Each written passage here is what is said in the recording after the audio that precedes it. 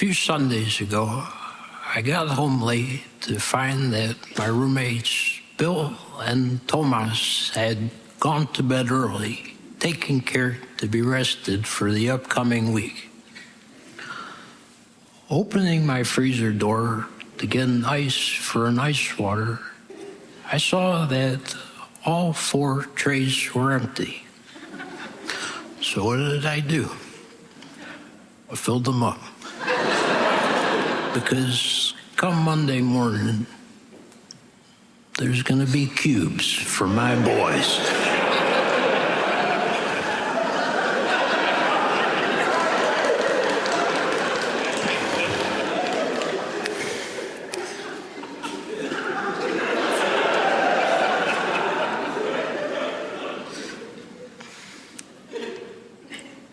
Cubes for my boys.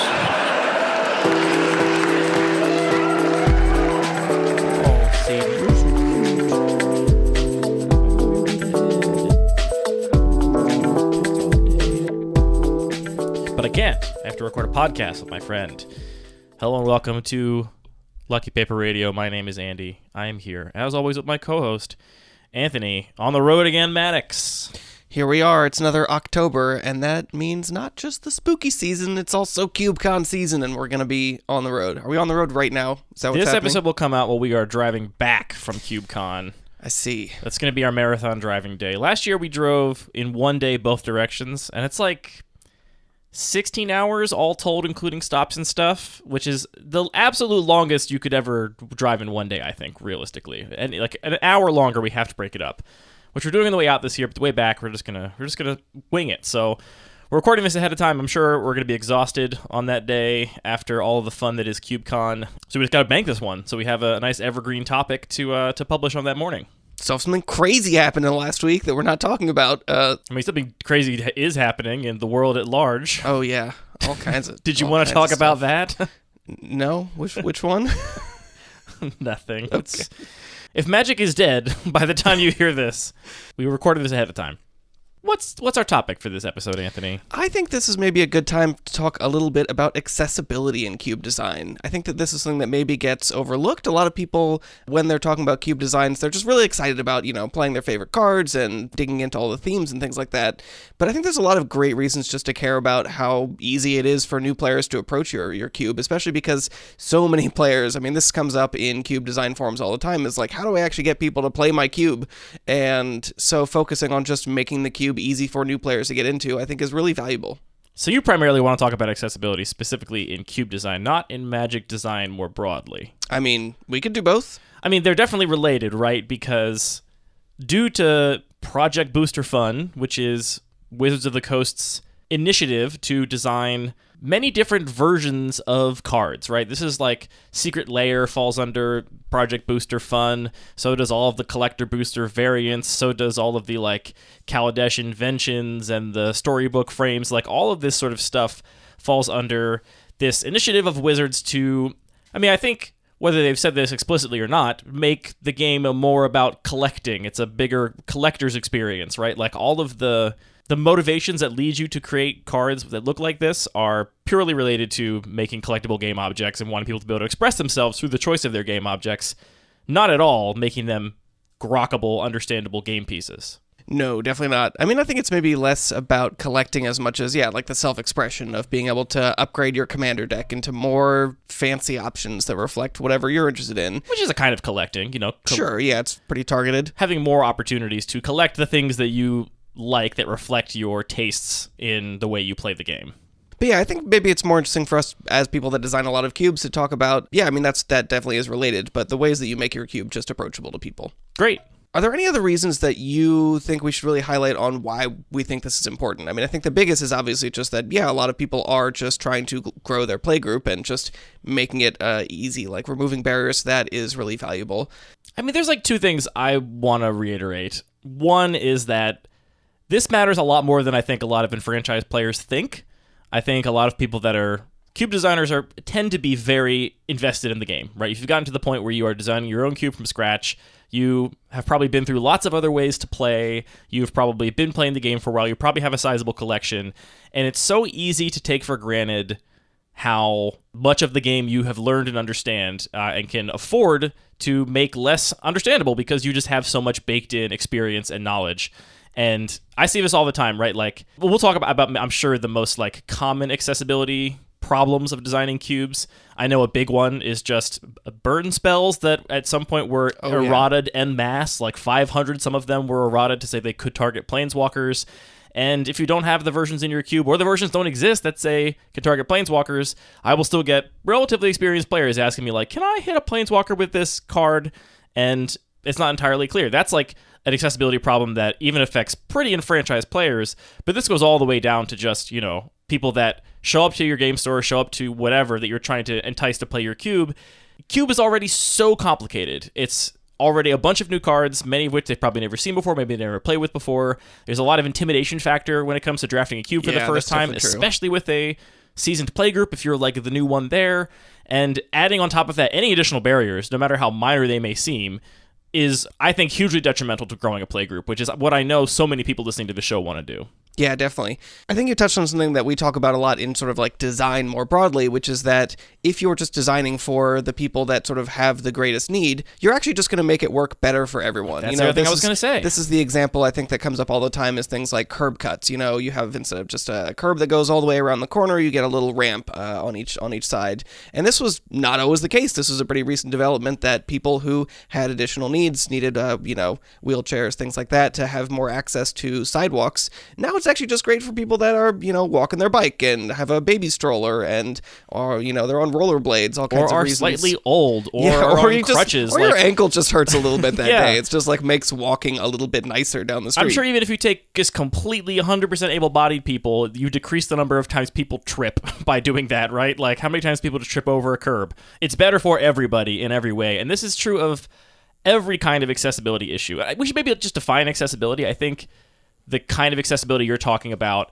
is about this like universal approachability and like usability by like broad populations, which oftentimes equates to making sure that whatever the thing you're making works for people that are differently abled, right? And that's one way you can think of accessibility.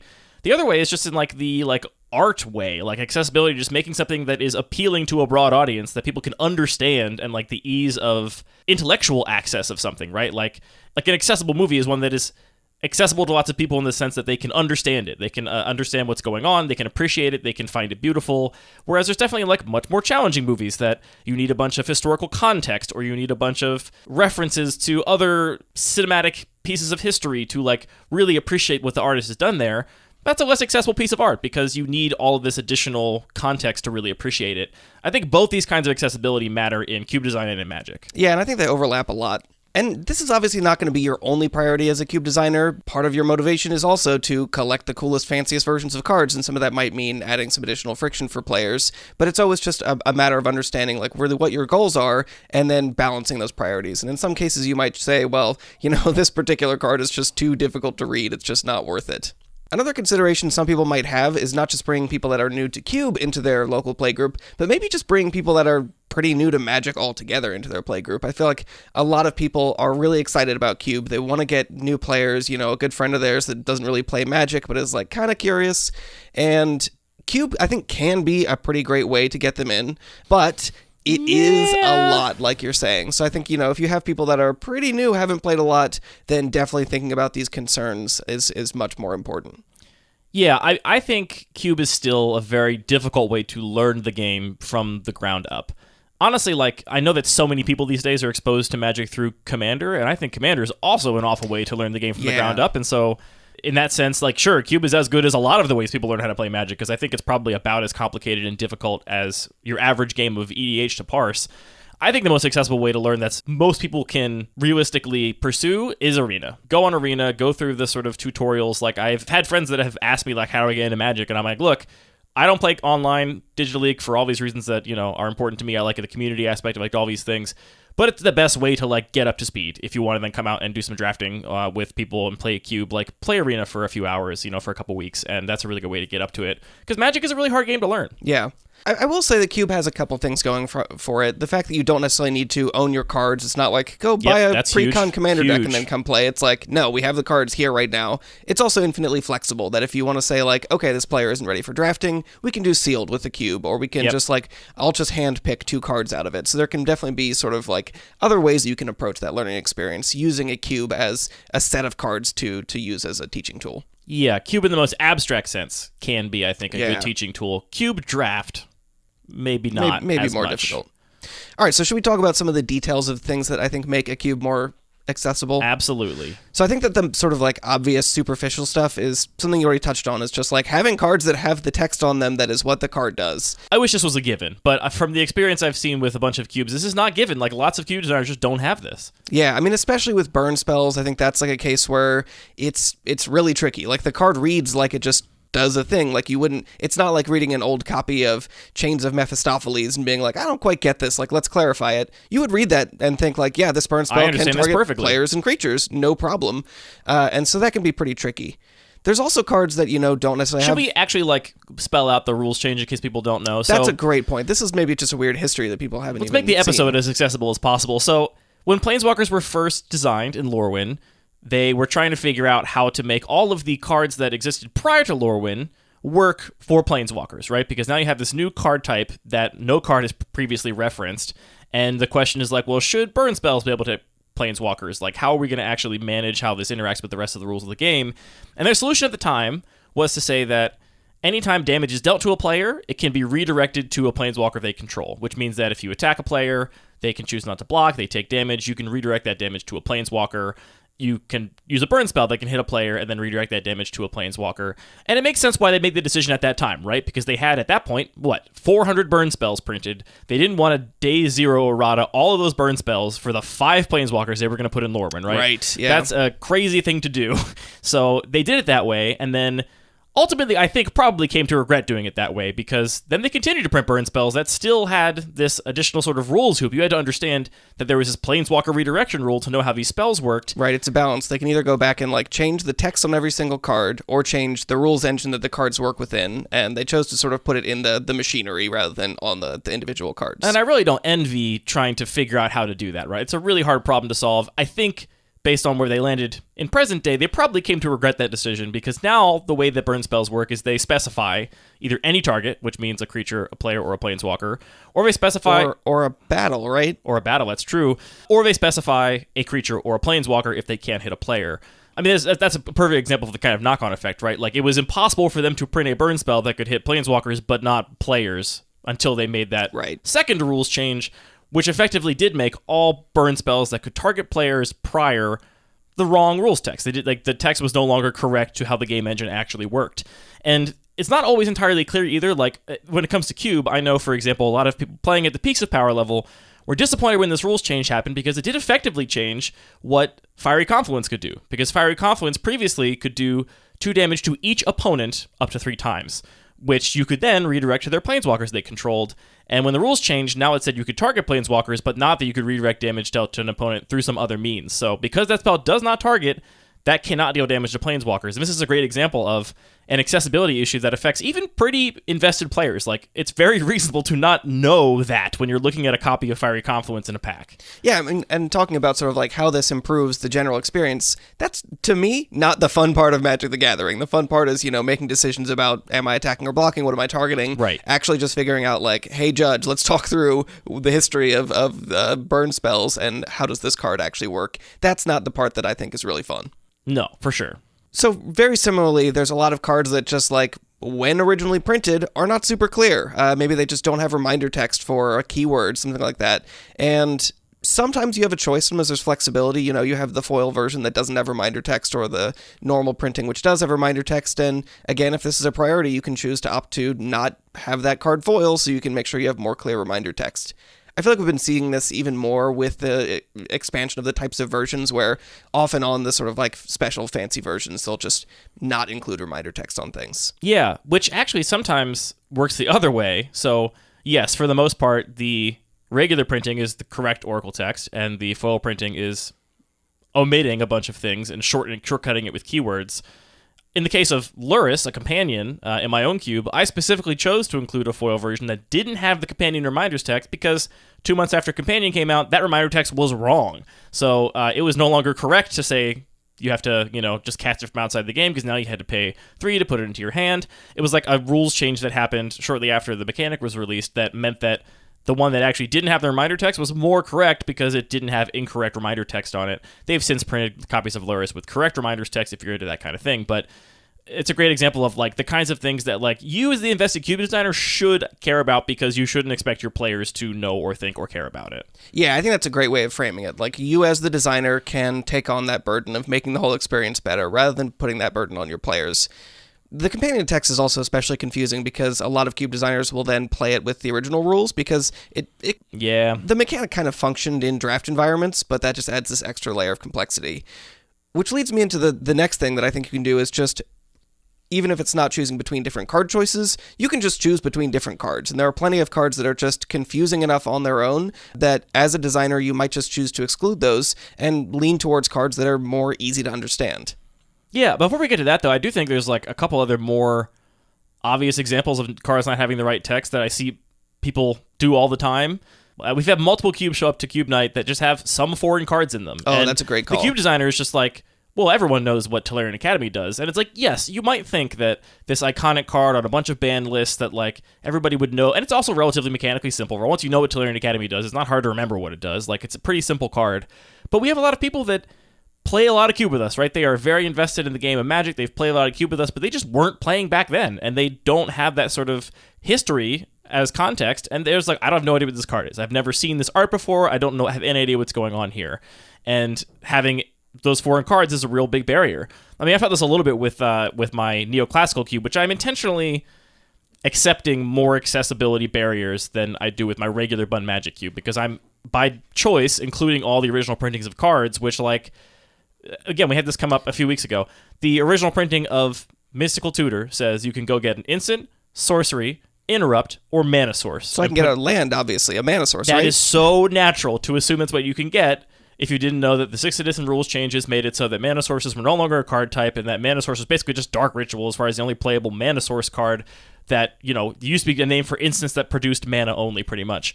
So I'm accepting a couple of barriers to that there. And yeah, I mean, and again, it's always a matter of putting all your different priorities on the balance scales and seeing where it shakes out. And that cube is very much about celebrating the history of old Magic, so it is reasonable to tolerate some of that. Right, and I've been collecting heavily played versions of all these cards and their original printings because some of these cards are worth some money, and I don't want to, beat up nice versions of these cards. And it just so happens that the Bloodstained Mire, the Onslaught Bloodstained Mire, I was able to get my hands on that was heavily played, is in Portuguese. And I was like, is this a problem? Like, it's one of a cycle of 10.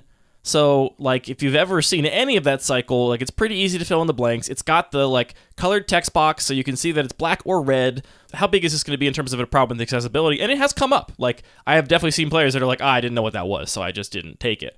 Right. And you can see it doesn't have any mana symbols on it. It has, like, a tap ability, and if, obviously, you don't speak Portuguese, you're not going to know that it says sacrifice or whatever.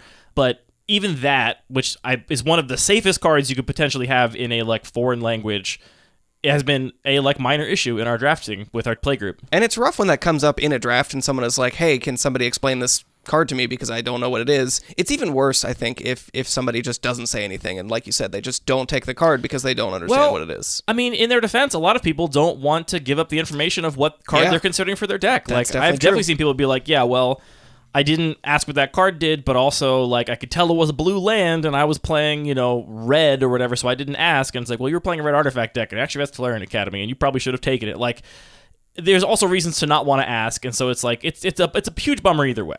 Yeah, I heard about a similar issue to the mana source issue with the card Culling the Weak in a Mystery Booster draft. This card, it says mana source in the type line. It costs 1 black, and it says sacrifice a creature, add black to your mana pool.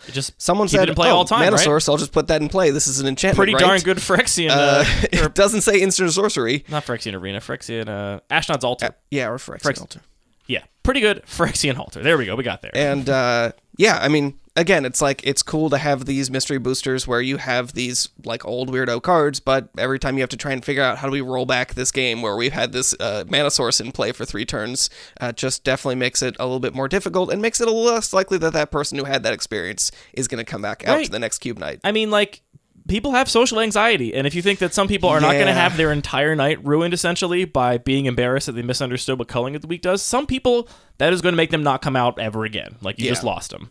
Anyway, I took you off your next step because I wanted to just make sure we covered foreign language cards. There's also like textless promos, like the real far extremes of like, yeah, you're not going to know what this card does unless you already recognize it. You should really avoid those, I think. I mean, I think we could even throw alters in this category as well. It's like super cool to see a cube full of all kinds of custom alters, but again, that has a cost if you have text that's obscured. Yeah, for sure. So yeah, I think the next thing you can do, aside from just finding individual versions that are the most readable and understandable, is just actually choosing what particular cards you're putting in your cube. And so this could be things like, Questing Beast just has a million lines of text, and it's really easy to miss a lot of those details that can just make a cube a lot more challenging. This is where I think there's going to be a lot more... It takes, I think, a little bit more priority to make this really happen. So with something like my regular cube, it's really important to me that that is a cube that is something that somebody who's pretty new to Magic, maybe they've drafted a couple times, at an F&M, and this is their first cube draft. Those are the people that I want to be able to sit down with this cube and have a reasonable experience. So I definitely prioritize this as much as I can. And as like a member of your playgroup that also is invested in growing the group, it is so valuable to have that cube in the playgroup, right? Like if you did not have that cube, I would build one just like it. So we had one that was like specifically great for people that were medium invested in Magic, or even really invested, but had never cube drafted before and showed up to their first cube draft night. That's exactly the kind of cube I want them playing. And if you're listening to this and you have your beloved cube full of your alters and your favorite promo versions of cards that like is your baby, maybe consider making another cube if a big part of your goal is to get more people to the point where they can draft that cube that you love so much and really get everything out of that experience. And that obviously, that cube that has all the alters and the foils and the special editions also has a certain appeal. So I think that's almost a more powerful sort of binary strategy of, hey, let's start with this. This is going to like not have a lot of confusion or challenging. This is a good starting place. And then you're going to have a great time opening this pack and seeing all these wild foils after you've done a couple drafts of this and you're feeling more comfortable. Yeah. And the other thing I want to emphasize here is that it's hard to describe this idea that's in my head, but being good at Magic, I think, is hugely just being detail-oriented and, like, not missing things. By which I mean that if you have a, like, question of what is the play in a given scenario, and, like, one player is able to articulate, here's why I would do X, and everyone agrees that's the best decision, then it's not like there was strategy, per se, involved in that. It was just that that player was able to see the full picture, and so much of seeing the full picture is just being able to understand what's going on. There's 2 great articles that we're kind of referencing or using as a foundation for this episode. One is by Emma Partlow, which is titled MTG Cares More About Collectability Than Accessibility, and It's Making the TCG Worse. And a more recent one by Kristen Gregory called Framing a Magic Accessibility Issue.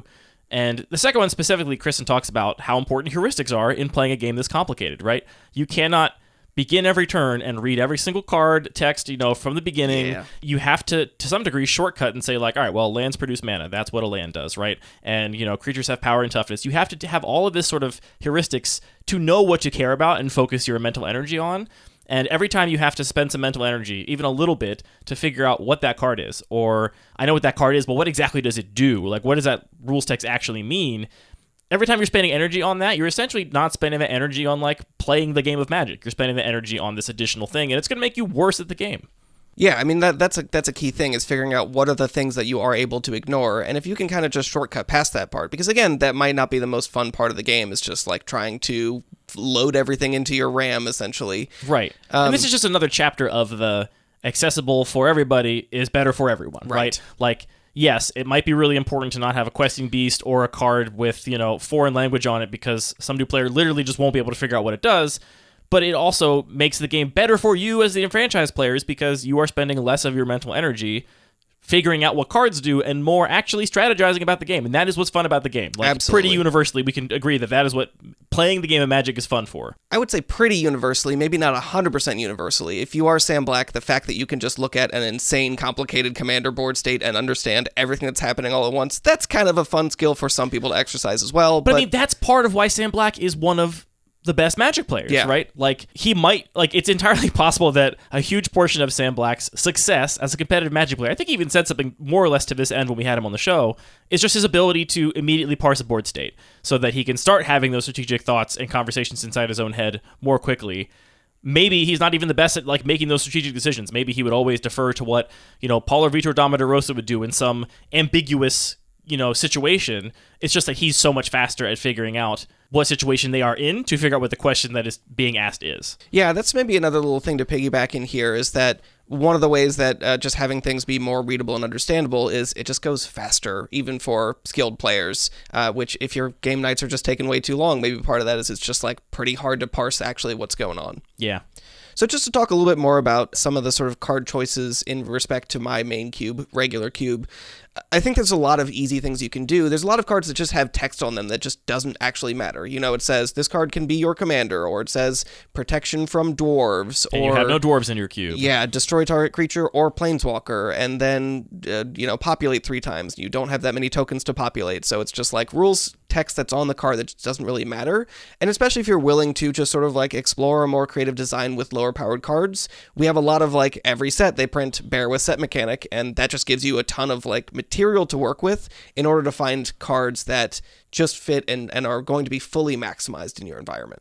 Yeah, and I think you focus on this a bit more in the regular cube than I do in the Bud Magic cube, but you can even make this a pretty high priority at the highest peaks of power, right? Like, I include Reanimate, not Animate Dead, and as my like value reanimation spell of choice, and I like everything about it more. The fact that it costs life, the fact that it costs 1 less mana, but also that it is a gazillion times simpler. Like, if that card was as mechanically complicated as Animate Dead, I don't think it would be worth the inclusion in my cube for my goals.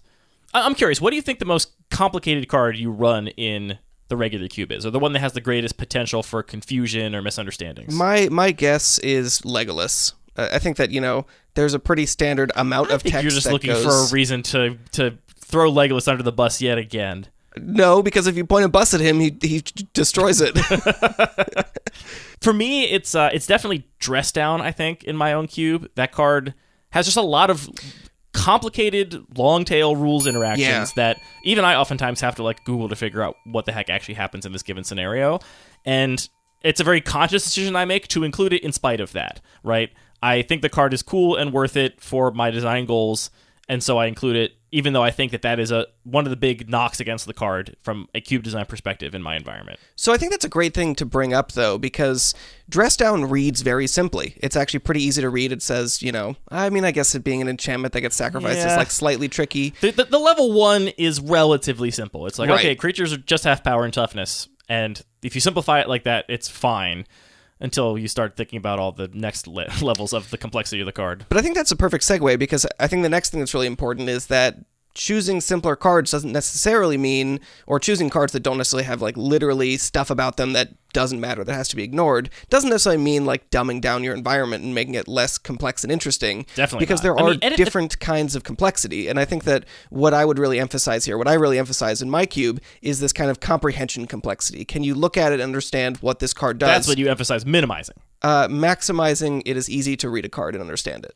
Right. And that is very different than understanding all of the long tail of all the kinds of things this card can do. And if you're somebody who is newer to the game, or you're reading a card for the first time, if you can just get that level 1, you can read it and say, yep, this is a cantrip that stops a creature from doing something for a turn, and like feel confident in your evaluation. That's great. Even if your evaluation is not technically correct or not comprehensive, because there is a lot of depth in something that a card can do, that's actually not that important. So you can, in a lot of places, have it both ways, where you can have cards that just look simple and understandable, but then still offer a lot of depth for your very experienced players.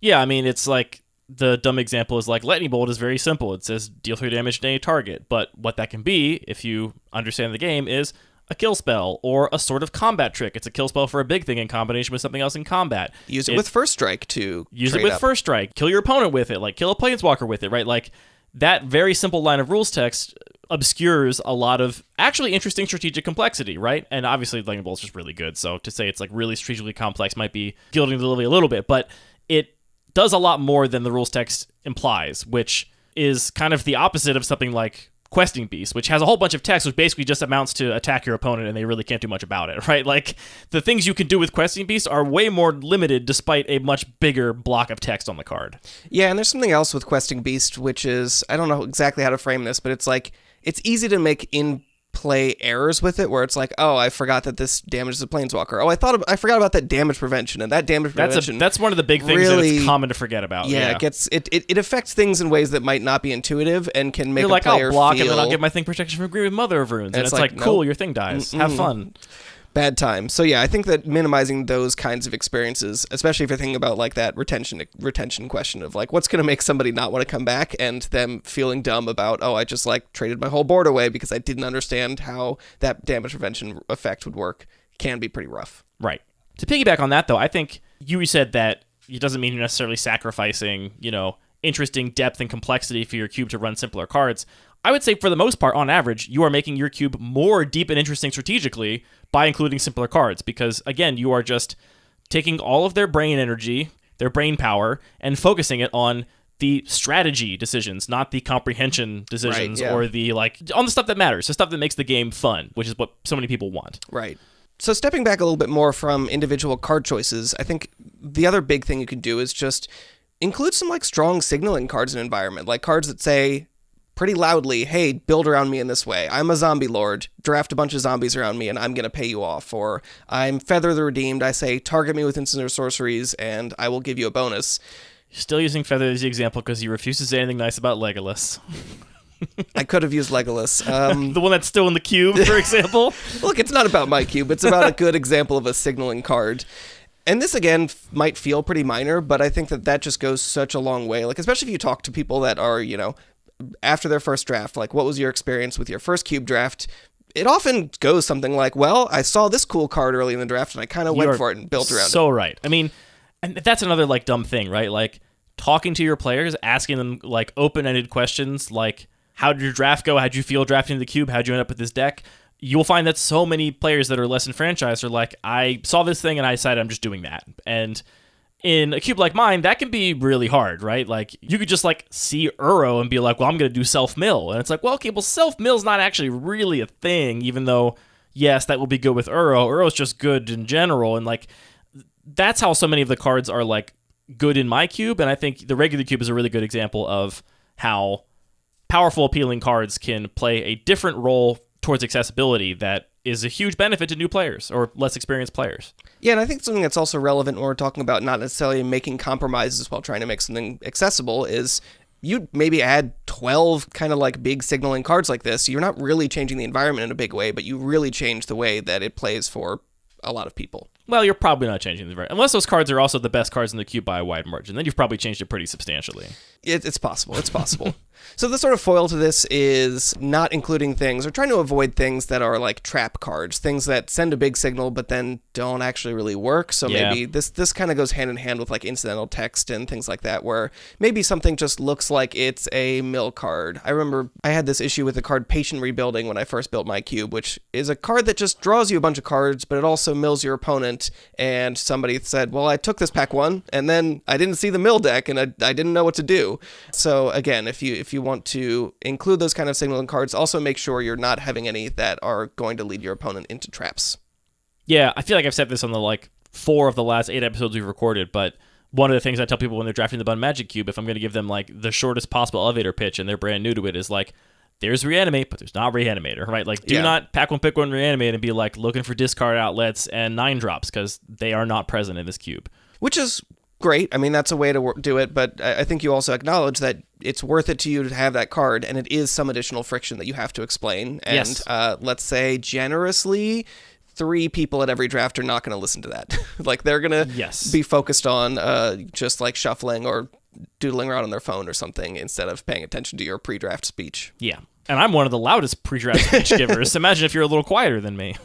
I think related to signaling cards is just including some very explicit synergies in addition to implicit synergies. So what I mean by implicit or emergent might be something like aggro. It's like if I just put a bunch of Savannah Lions in one deck, they will synergize with each other. They will be more than the sum of their parts, but that might not necessarily be obvious to a lot of people. But if you instead include things that say like, put a +1/+1 counter on a creature, and another creature that says whenever you put a +1/+1 counter on a thing, get a bonus. Whenever you X, Y. Exactly. Whenever you Y, Z. I'm doing synergy now. And this is, again, an area where I think that some very experienced players, they really enjoy those emergent themes because it is kind of tricky and it's fun to solve that puzzle and find those things that weren't explicitly laid out by the designers of the cards. But you don't have to make the entire cube one or the other. You can definitely just include a sprinkling of just some on-ramps that are giving a signal for people that are new to the environment on a thing that they can do. And it doesn't have to be everything that they could do if they draft this cube a million times, but just a few options. Yeah, I would say I think it's maybe not that experienced players necessarily prefer finding emergent synergies. I think from cube design perspective, a lot of people think that the more explicit synergies can lead to like on-rails decks if that's what you kind of support. And to your point, you can definitely have explicit synergies present without having like the only thing you can do in green-white that happens every single draft is you have green-white +1/+1 counters, right? Like, there is a lot of space between having a couple explicit synergies and having an entirely on-rails draft archetype. And playing in that space, you can find a nice balance that gives you everything you want as a cube designer in terms of the range of viable decks, and also gives new players something to latch onto that doesn't require this deep immersion thinking. Right.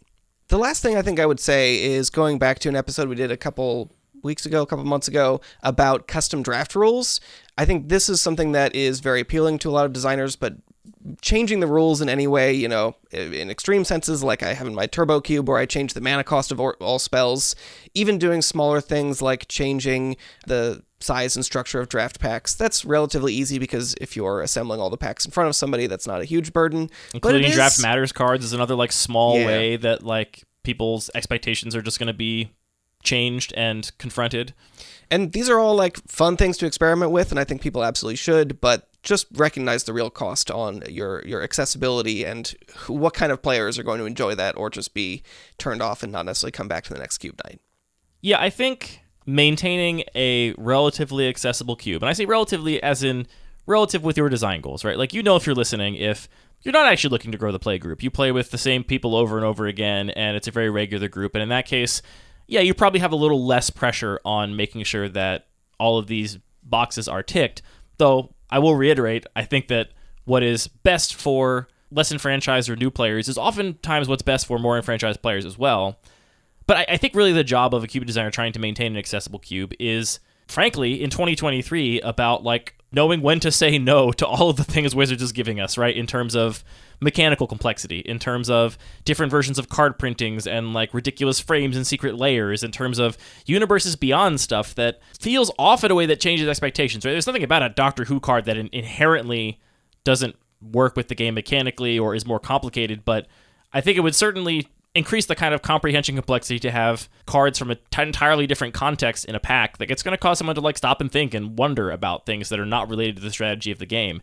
So, Wizards has its goals, right? Which, as we have to remind ourselves constantly, are related to growing the business, the bottom line, dividends for the investors, blah, blah, blah. And I think it is more important now than ever as a cube designer, if you want to keep the game you're curating accessible, to just say no to a lot of that stuff, frankly, or be very, very selective about the ones you do allow in your cube if you want to keep things approachable for new players. Yeah, and it's obviously always a difficult balance because what is making things less approachable can also be what makes things like appealing and exciting. So I think that it is really just important to be aware of that. And again, like talk to your players and ask them if there was anything that was frustrating. Ask them what like got them into the deck they got and what they felt was successful or not. And you might end up hearing a lot of these kind of points of like, well, I literally just didn't know what these cards were in the draft, and that really slowed me down. We got time, Anthony. Let's do a pack one, pick one from a listener-submitted cube. Yeah, we haven't been doing these as much. We should definitely do it because we have a lot in the queue. I have just run our randomizer. And whether you meant to or not, we have some altered cards in this cube, so relevant for our conversation. All right, I have run our randomizer, and we're going to do a pack one, pick one from Finn's the F360 Cube. This looks to me like a pretty classic cube. It's got a lot of iconic cards. I mean, just to build off talking about accessibility a little bit more, an obvious thing that makes a big difference is just familiarity. If you know that your playgroup is, or you know the people that you might be wanting to bring into your playgroup are familiar with a certain kind of play, you know, maybe they just love Modern or they love a classic type of cube card, yeah, you can get away with a lot more if you are just pulling from that list that people are already familiar with. Here's our pack. We've got the Craterhoof Behemoth, Findhorn Elves, Zealous Conscripts, Cathar Commando, Solemn Simulacrum, Emrakul the Aeon's Torn, Caracas, Thragtusk, Manaleek, Packrat, Verdant Catacombs, Sword of Fire and Ice, Cauldra Complete, Natural Order, and Prognostic Sphinx. What are you taking out of this pack? I am probably going to take the Cowards line and just take Verdant Catacombs. I think the fun thing to do is like take Emrakul and figure out what the heck you're supposed to do with it. Maybe take Caracas, which I do think is a really powerful answer in cubes like this. You know, I played Caracas for a while in my cube and eventually just decided that it was too potent of an answer to have on a land. It's just so hard to answer the answer, like the fact that you can just repeatedly make legends irrelevant. I mean, looking at this pack, it's like, oh, you have a way to cheat Emrakul into play? Cool, that's fun for you. Now you don't, because I have a Plains that just does this. That I think could be really powerful. So I guess it's between Caracas and Verdant Catacombs for me. I'll take the slightly less cowardly route and take Caracas here. I think Caracas is a cool pick. I mean, it's such a low cost of inclusion, and it just always tends to do a lot more than you think it's going to do. And it does have a lot of both, like, reactive, but also cool build-around potential for it. Yeah, bouncing your own stuff is really fun, so it kind of does both. I'm feeling like I just want to do something different. I just want to take Emrakul. I don't know if this is the right pick in any world and any day, but that's how I'm feeling looking at this pack right now. We have a little bit of time. Let's actually look at, I think it's interesting to use this pack as a lens to talk about the kinds of complexity that are on offer here. Okay. So, first of all, I think we're dealing with mostly entirely correct rules text, or as close to entirely correct as matters, right? We have a Findhorn Elves here, which doesn't actually say, it's just the Ice Age printing of Findhorn Elves, so it says summon elves in the type line. I think almost everybody's going to sort of surmise that also means a creature. It also specifically says add gray mana to your mana pool. Mana pool is no longer referenced in rules text, and it says play visibility as an interrupt. That's also no longer a thing in the rules text. So we definitely have some not entirely correct rules text on Findhorn Elves, but not in a way that I would expect to confuse almost anybody. We do have a lot of, I think, emergent play pattern complexity here. So just looking at this pack from the perspective of a newer player, Zealous Conscripts. I think anybody with experience knows that this is largely a combo piece with Kiki-Jiki and Splinter Twin. I see this in the cube. I haven't looked at the list. I'm expecting to see Kiki-Jiki or Splinter Twin or both in the list to support a Zealous Conscripts combo. Can you confirm or deny? I can confirm Kiki-Jiki is absolutely here. You will not be disappointed. So that's a great example of how my context as a player that has played with these combos, that is familiar with that interaction, I see this card and read it totally differently. There's an invisible layer here that is an invisible little flag that pops out to me that won't pop out to some people. Yeah, I thought about this but didn't bring it up earlier because I'm not really sure how to evaluate it. In one sense, I think it does fall into that category of this is a level 2 understanding that new players will not be distracted by because they will not see it. On the other hand, losing to it sucks. Losing to it really sucks, and it's like, oh, I didn't understand what that card was when I saw it in a pack because I didn't realize it was part of this combo. So I do think that avoiding some of these situations where you really need outside knowledge, not just basic how to play Magic the Gathering, but what is the way that this card is usually used, can cause a lot of friction. We do have some sign cards in this pack too, which Finn has actually uploaded scans of the sign cards, which is really cool, so you can see them in the cube list. And the rules text on Zealous Conscripts is somewhat substantially obscured by a signature, which, and again, none of this is to criticize Finn, obviously. Finn's got their own play group, they got their own reasons here, but this is just, I think, an interesting lens to look at, if we were analyzing this cube in this pack through the lens of this conversation we just had, this is something that pops out to me.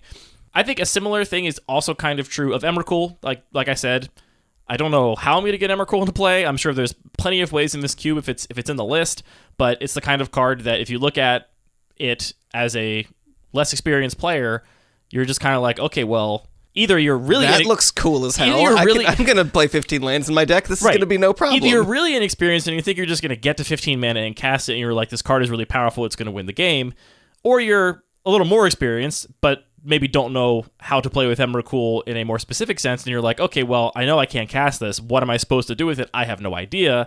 It's definitely a card that has a lot of complex strategic depth. I think the same is true of Cauldron Complete. This is also essentially a combo card. You know, you go and get it with Stoneforge Mystic, put it into play for free. It's also got other combinations of cards with, you can also tinker it out and stuff like that. So maybe not quite to the same extent as something like Zealous Conscripts, but the same kind of like complexity and depth there. I also think Natural Order is a fender in this sense. Like, Natural Order, you read the card, you can understand what it does, but what it actually will do in a game, it's hard to say unless you're experienced with what the card does and what the meta of the environment is. This is the kind of cube where I expect you can go get something like an Atraxa, maybe a Progenitus if Finn's feeling a little old school, something that is just going to end the game more or less immediately as soon as you Natural Order it out. We already see Craterhoof in this pack, which is a nice combination with Natural Order in the right deck.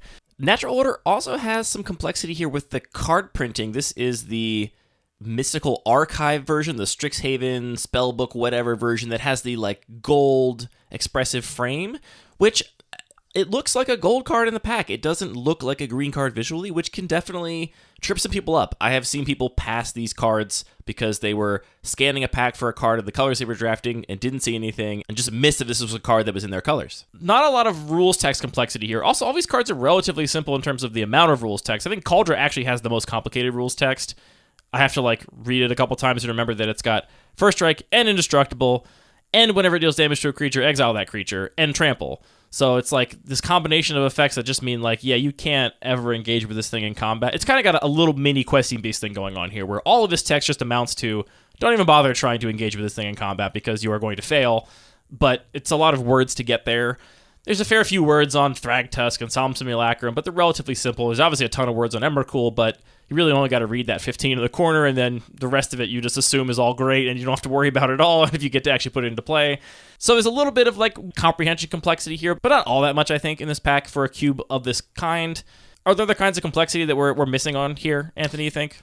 I think this is just really making me realize how much of the like classic like MTGO style vintage cube type cube just includes a lot of cards that you really have to know what they do to understand. Like even Karakas, it's like not obvious. Absolutely. That doesn't scream like put a +1/+1 counter on a creature and get a bonus. It screams I don't know.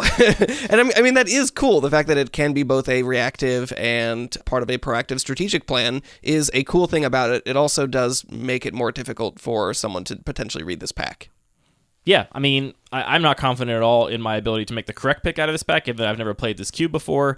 I think I know more or less the range of what these cards can do strategically, but how much each of those things is successful in this cube or not, hard to say.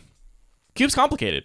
But like we said, I think, we hear so often, the most common thing we hear from people is like, I wish I could get more people to play my cube. I wish I could get a full pod. I don't know how to grow my play group. Like, how do I just get more people to enjoy this thing that I love about the game?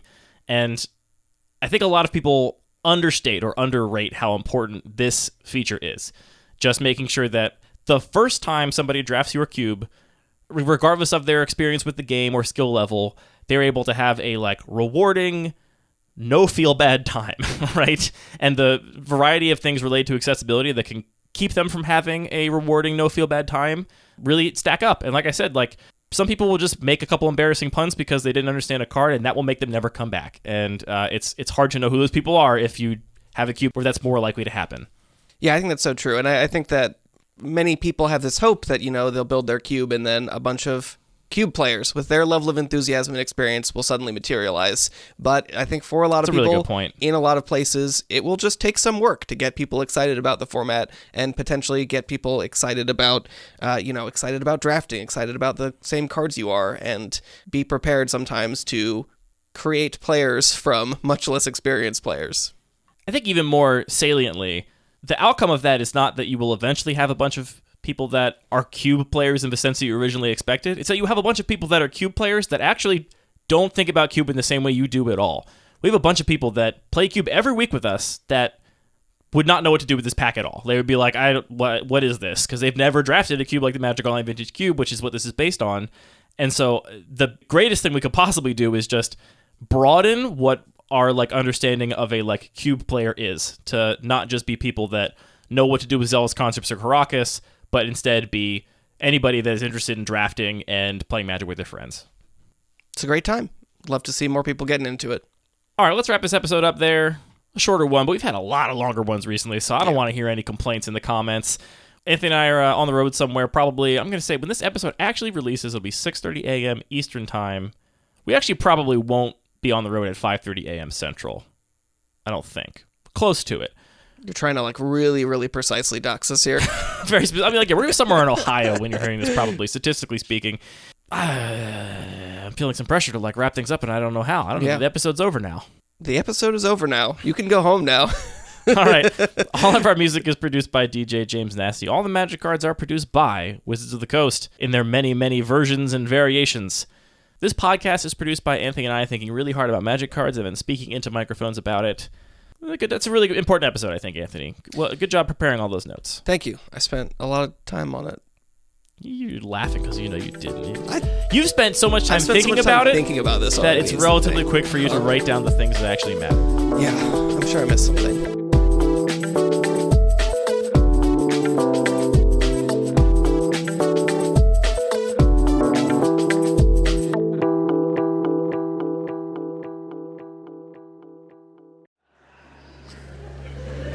Cool breezes are wonderful in summer.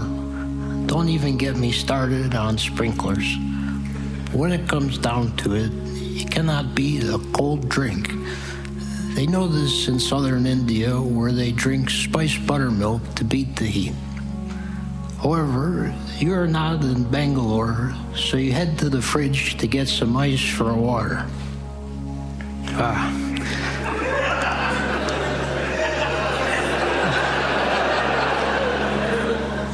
Remember when you used to live with the guys?